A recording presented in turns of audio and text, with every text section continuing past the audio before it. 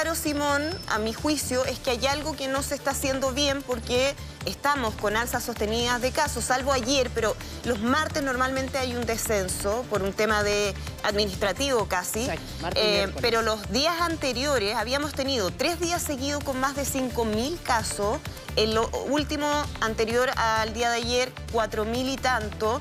Y lo que hemos dicho siempre, esto lo vamos a ver en términos de los efectos en el sistema de salud, de esta demanda de salud, en 1 o 2 semanas más. Exacto. Entonces, lo que está pasando hoy día en el Hospital El Carmen de Maipú no tiene que ver con esas cifras, tiene que ver con lo que venía pasando antes. Por lo tanto, si uno hace una proyección, probablemente. lo más probable es que la situación sea aún más complicada en un par de semanas más. Yo no me acuerdo.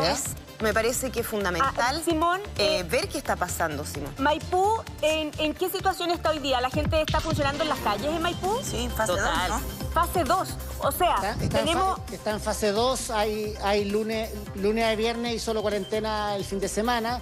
Recordemos que, recordemos que Maipú, si no me equivoco, ustedes me pueden corregir en el dato, fue una de las comunas que más se demoró en entrar en cuarentena en primera instancia. Y ojo que el Hospital El Carmen, recordemos que no solamente absorbe la demanda de la comuna de Maipú, sino también de varias comunas vecinas. Sí. Yo les voy a contar un caso en particular para que ustedes vean también la fragilidad del sistema de salud que ocurre, por ejemplo, en Maipú. Ustedes saben que hasta hace prácticamente 2 semanas atrás el Hospital El Carmen no tenía una área para los enfermos de quimioterapia, de cáncer. No existía. Tenía que ser derivado a otros hospitales. Lo estoy comentando por un caso particular familiar. Entonces, claramente también se trata de un hospital que absorbe tremenda demanda. Estamos hablando de una de las comunas más grandes junto a Puente Alto de la región metropolitana en términos de habitantes y también en términos de territorialidad. Entonces claramente tiene varias complejidades.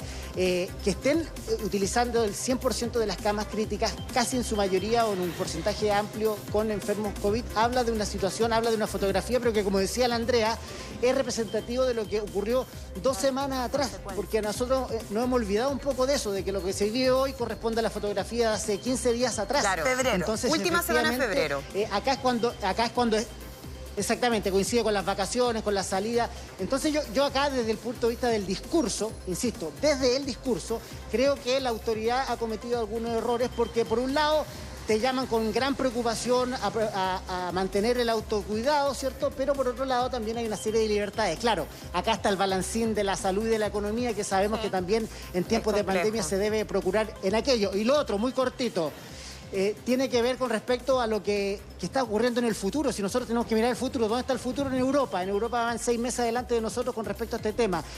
Antes de abordar aquello, quiero que escuchemos las declaraciones del director del Hospital El Carmen, que habló anoche cuando este titular comenzó a correr a través de las redes sociales, de los grupos de WhatsApp y, por supuesto, también de los medios formales. Lo vemos, lo revisamos y lo comentamos. El Hospital El Carmen en este momento es la siguiente. Tenemos todas nuestras camas ocupadas. Tenemos todos nuestros ventiladores mecánicos también ocupados. La hospitalización domiciliaria también está con sus cupos completos. Y en los últimos 4 o 5 días hemos tenido un aumento muy importante de pacientes en el servicio de urgencia que están esperando camas para ser hospitalizados. Dentro de ello hay una cantidad significativa de pacientes que son COVID.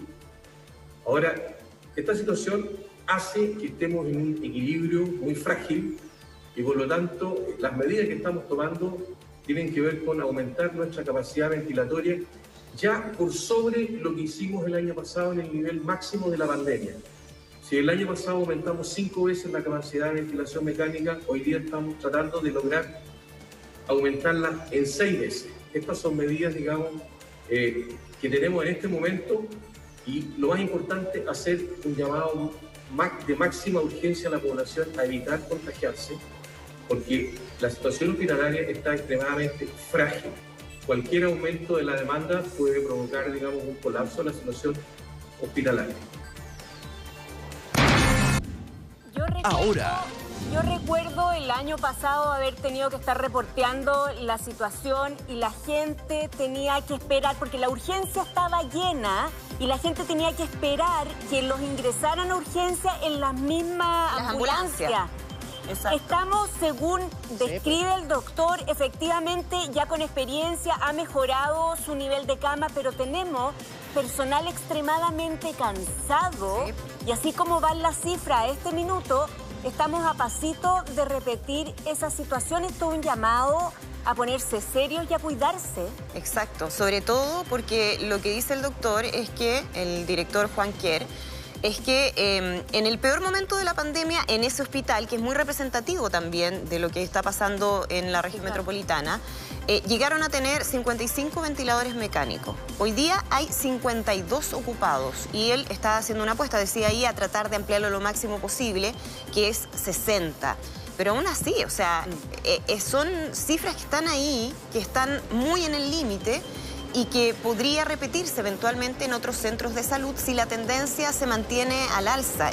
Y otro de los temas que también lo hemos comentado, pero que hay que insistir, dice que cuando parte la pandemia y en los momentos más críticos, la mayoría de los internados en camas UCI eran pacientes mayores, de más edad, y que ahora tienen muchos jóvenes con conexión a ventilación mecánica. O sea, esta cuestión no es chiste, le puede pasar a cualquiera. Nadie está Entonces, libre. Ojo, que los jóvenes no se están vacunando todavía por razones evidentes, porque son los que tienen menor riesgo, pero no implica que no tengan riesgo de llegar a una situación de enfermedad grave o de muerte.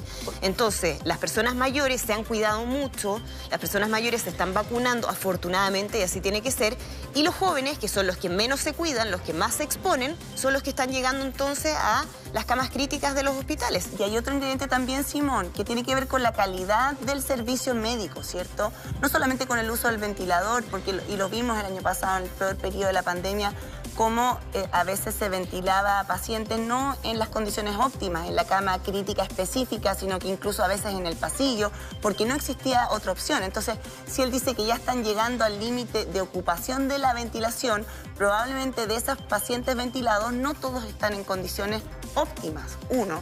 2, hemos dicho aquí varias veces que una cama crítica requiere de 5 especialistas, y ustedes ya lo dijeron, queridas, lindas, hermosas compañeras, el personal está cansado, hay muchos con licencia médica. Paulina. Agregar ahí el Hospital del Carmen es un hospital tipo, es muy representativo de la realidad de Chile, ¿no? Es el hospital inserto en una comuna de clase media, trabajadora, donde llegan varias comunas a apoyarse.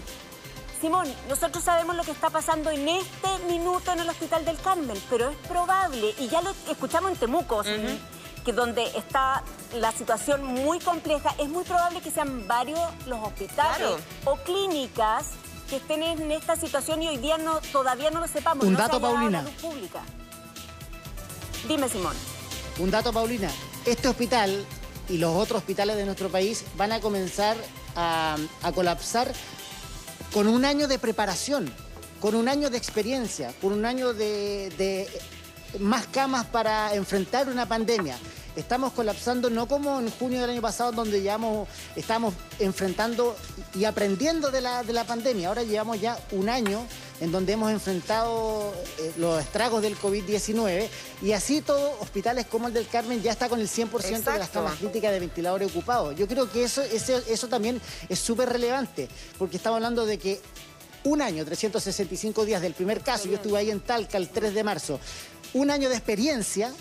Y así todo estamos colapsando porque las cifras son devastadoras. Es que es matemática, Simón. O sea, entre más contagiados hay, el porcentaje de enfermos graves que va a requerir hospitalización en camas críticas y ventilación mecánica aumenta. Es así de simple. Más contagio, más personas hospitalizadas, más personas muertas, que es lo que no queremos. Ya tenemos más de 21.000 fallecidos confirmados por PCR, además de otras personas que han fallecido con cuadros asociados también a enfermedades respiratorias y que uno podría eventualmente vincular a COVID-19. Entonces, esto, insisto, es muy complejo. Estábamos tratando, Simón, de tener una actualización de esta información del Hospital El Carmen de Maipú. Nos comunicamos con la dirección del hospital. No va a haber nuevas declaraciones al respecto durante esta jornada. Al menos hasta ahora van a dejar esa declaración que conocíamos del director Juan Quer, pero la situación sigue siendo igual de compleja, o sea, no ha mejorado. y no tendría por qué hacerlo, lamentablemente, porque las cifras indican que esto puede empeorar en este y en otros hospitales y clínicas, donde además ya habíamos visto, Simón, durante el verano, cómo tuvieron que hacer una gran cantidad de traslados de enfermos desde regiones a la región metropolitana. Si en el inicio de la pandemia fue principalmente desde la región metropolitana hacia otras ciudades, en el último tiempo ha sido al revés. Entonces, cuando la situación se complica en el Biobío, en la Araucanía, hemos visto las cifras. Hay regiones donde la situación no ha mejorado en nada durante todo este tiempo. Bueno, esto repercute también a la presión que hay en la región metropolitana y hay un momento en que ya no hay muchas alternativas para el traslado de pacientes. Eso es lo que hay que evitar. Evidentemente, eso es lo que aspiramos a que no ocurra como sí sucedió en otras partes. Solo agregar, Andrea, Simón, que Santiago no es Chile. Y en el sur la situación está tanto o más complicado que lo que estaba describiendo Simón.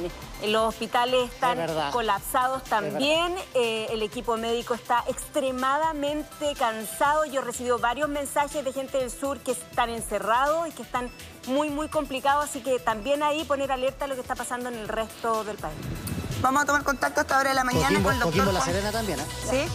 Simón, perdón, te interrumpo un momento solo para tomar contacto con Juan Carlos Said, doctor y médico internista, amigo del Mucho Gusto. Muchas veces hemos hablado con él, trabaja en el Hospital Sotero del Río y justamente queríamos preguntarle, doctor, ¿cuál es la situación que se vive ahí en ese hospital? Buenos días. Buenos días. A ver, creo que es importante decir que la situación es crítica a nivel del país. O sea, creo que acá el mensaje es que el 94% de las camas está ocupada y que en términos absolutos el número de hospitalizados es prácticamente el mismo que tuvimos en los peores meses de junio y julio. Entonces la situación es muy grave. Y muchas veces los porcentajes a veces engañan y no nos hacen percibir lo grave que es la situación. Y te voy a dar un ejemplo. Muchas veces se dice, mira, en tal región la ocupación es del 95%. Bueno, en 4 regiones del país, por ejemplo, 95% de ocupación significa que les queda una cama disponible. ¿Ya? No significa que les quedan 5, 10, 15 camas. ¿Ya? Y recordemos que ya estamos hablando de hospitales y de servicios que están trabajando con 4 veces el número de camas con el que trabajan habitualmente. En una situación donde incluso hay menos personal que el habitual. O sea, es impresionante el número de licencias que ha habido, el personal que se ha enfermado. Hace poco hablaba con un colega del hospital que estuvo 7 días conectado a ventilación mecánica, después lo dieron de alta por coronavirus, estuvo un mes en la casa con oxígeno. Bueno, él es un colega que no ha vuelto a trabajar. Y como él hay varios, incluso algunos que han fallecido. Entonces, eso ha tenido un impacto claramente en los recursos humanos, que es clave al final para poder aumentar el número de camas. Entonces, la situación es grave y el llamado es a cuidarse. Las vacunas van a hacer efecto, pero no de forma inmediata. ¿Qué estamos haciendo mal? ¿Qué está pasando? Porque evidentemente si vemos las cifras de los últimos días, ya en las últimas semanas veíamos una tendencia al alza, pero empieza a llamar mucho la atención cuando volvemos a tener sobre 5.000 casos diarios. A su juicio, sabemos que hay varios factores, esto siempre es multifactorial, pero a su juicio, ¿qué es lo más importante que está pasando que ha hecho que volvamos a tener estos índices de nuevos casos? Yo creo que es una combinación de factores. Por un lado, efectivamente creo que ha habido una relajación, una pérdida quizá de temor respecto al virus.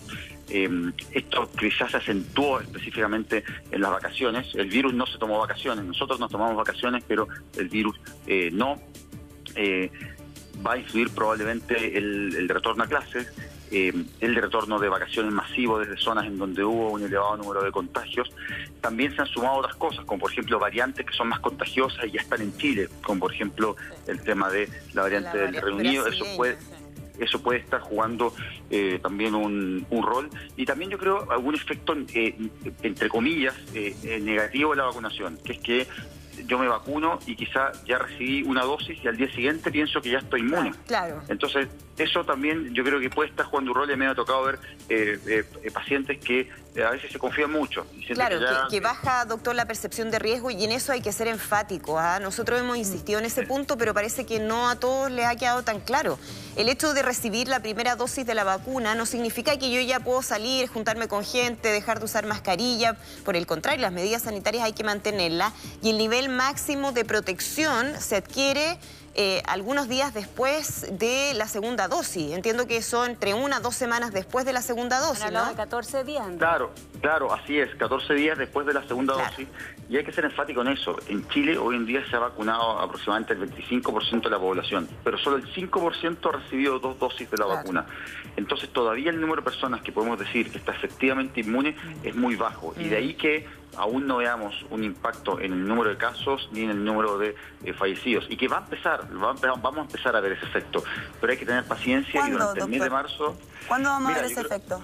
El primer efecto lo vamos a ver probablemente en un descenso de los fallecidos de mayor edad, que eso es lo que se vio, por ejemplo, ya en Estados Unidos, en los hogares de larga estadía, donde se ha reducido la mortalidad. Pero eso va a requerir varias semanas todavía, probablemente finales de marzo, comienzos de abril. Entonces el llamado es a cuidarse, a tener paciencia, y entender que las vacunas no son magia. Ya sabemos cómo funcionan, pero hay una forma bien específica, que es con 2 dosis y una inmunidad que se genera después de la segunda dosis. Y ojo, que es una inmunidad que previene fundamentalmente hospitalización, enfermedad grave y fallecimiento. Doctor Said, usted que está dentro del Hospital Sotero del Río, a ver si me puede contestar esta duda, porque yo veía en notas de prensa donde funcionarias, eran mujeres en ese caso, de la salud, decían: estoy agotada, no puedo más, no veo a mis hijos hace semanas, mujeres que están angustiadas, pues son principalmente mujeres, y me decían: yo no entiendo cómo es que yo estoy acá entregando mi vida mientras hay personas que están en un casino de juego, o mientras personas están en restaurantes, o en gimnasio. Hay algo que aquí no está funcionando. ¿Cómo ve usted la reacción por parte del personal de la salud? ¿Va a resistir esa presión? ¿Va a seguir resistiéndola? Pero hay cansancio, están molestos, quieren sacar la voz de alguna manera. Yo creo que efectivamente acá hay un signo de fatiga, lo que médicamente se llama un burnout, que es que efectivamente hay gente que está quemada, gente que está chata, que no quiere más con esto. Y porque la verdad uno dice, mira, no hay más gente, se están repitiendo lo mismo. Entonces uno ve que el que llega a cubrir el turno es el mismo que estuvo anteayer, el mismo que estuvo anteayer, y el que tuvo que cubrir las vacaciones. Por ejemplo, ahora las vacaciones, paradójicamente, para muchos colegas, incluyéndome, fueron una fuente de estrés. Pero efectivamente, para tomarse 2 semanas de vacaciones, después había que cubrir, hacer dobles turnos en las semanas que venían para poder cubrir a otro colega que se tomaba vacaciones. Entonces al final era tomarse unos días de vacaciones, pero después era a veces trabajar muchísimo más en las semanas que venían después. Y esa es una situación que se repitió a lo largo de Chile, y desgraciadamente hay menos colegas, esa es la verdad. Usted lo dice muy chileno, pero es bueno porque le sale de adentro, o sea, estamos chatos.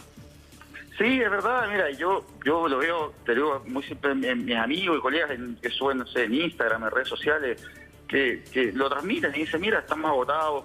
Esto es como es algo que se vuelve efectivamente un poco monótono y agotador. O sea, cuando uno ve, o sea, uno como médico está acostumbrado a ver distintas enfermedades, a atender distintos tipos de pacientes, pero acá de repente se convirtió todo en COVID, en forma constante, en forma permanente.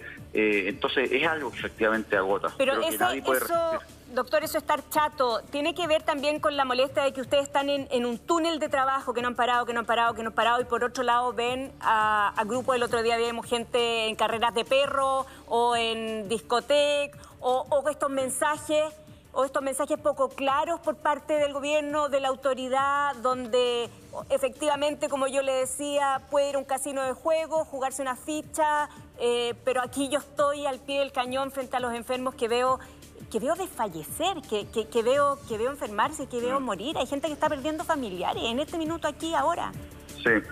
Sí, yo creo que efectivamente había algunos mensajes que son un poco contradictorios. Creo que no fue una buena señal el tema de los casinos. Respecto a los gimnasios, bueno, sabemos que ha habido brotes a nivel internacional que se han asociado a gimnasios porque son un espacio cerrado donde en el fondo es muy fácil que se produzca este tipo de contagio. De hecho, el llamado es a mantener la actividad física, hacer deporte, pero preferir las actividades al aire libre, ¿no? Que sabemos que son las que tienen el menor riesgo de contagio. Entonces sí, en ese sentido creo que ese mensaje no ayudó mucho, pero también respecto a las personas, creo que yo por otro lado, si bien creo que muchos estamos agotados, también hay una comprensión en el sentido que yo entiendo que las personas también están agotadas. También uno dice, mira, acá hay una situación de fatiga de la pandemia, sabemos que las personas han estado expuestas a situaciones de restricciones en la movilidad y en su vida diaria que ha sido inédita en la historia del país, en los últimos años, entonces, y el mundo. Entonces, ya no solo del toque queda, sino de con quién me puedo reunir, cuándo me puedo reunir, a dónde me voy a ir de vacaciones o no. Entonces son situaciones bien extremas, doctor, que yo creo que efectivamente están generando una fatiga. Entonces yo por ese lado, estamos todos cansados, perdone que lo interrumpa, pero es el esfuerzo final, entonces tenemos que seguir cuidándonos y es el llamado que hacemos todos los días desde acá. Responsabilidad personal primero, no necesito que alguien de afuera me lo diga, que una autoridad me lo recuerde, que algún medio de comunicación, es mi responsabilidad primero.